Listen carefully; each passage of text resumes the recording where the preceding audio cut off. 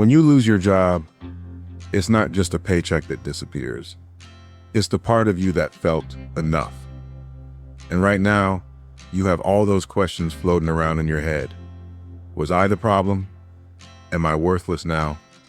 Let's replace those lies with the truth. Let's start by walking this path together. You don't have to pretend to be okay. Breathe. We'll start slow. Here are 10 questions that helped me rebuild my life after I lost my own job. Let's take them one at a time. Question 1. What did this job really cost me? Maybe it cost you time with your kids, your mental health, your creativity. Write it down. Sometimes losing a job is life's way of saying you deserved better. Question 2.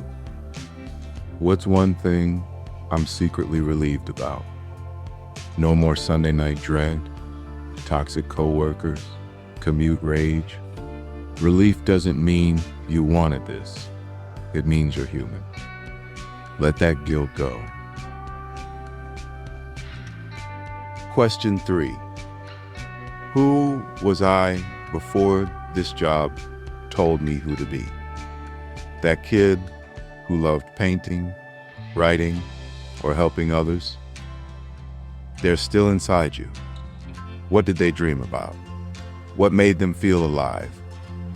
Time to let that inner child out. Question 4. What if this loss is a gift? I know, this feels cruel to hear right now. But what if this loss saved you from a burnout, or a breakdown, or a career that drained your soul? Let this question breathe. Question 5. What's the story I'm telling myself? Are you the unlucky victim or the hero who survived? Your story isn't finished yet.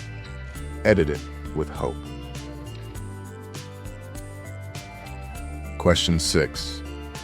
What scares me more than being unemployed? Is it staying stuck in the wrong career forever? Wasting my talents? Let this fear guide you toward courage. Question 7. Who would I be without others' opinions? If no one judged you, would you be a writer? Start a business? Travel? Your answer matters more than any resume. Question 8. What's one tiny step I can take today? Baby steps. That's all you need right now. Is that step, get a job? No, that's too big. Why not try something like update my LinkedIn profile or call someone who believes in me? Momentum builds miracles. Question 9. What do I need to forgive myself for? Forgive yourself for not seeing this coming. Forgive yourself for the anger, for the shame. You didn't choose this, but you can choose what comes next. Question 10. What would make future me proud? Imagine yourself a year from now, stronger, calmer, maybe in a job you love, or finally chasing that dream. What is that choice you would make today to make the future version of you cheer? Thank you for not giving up. If you take one thing from this video, let it be this.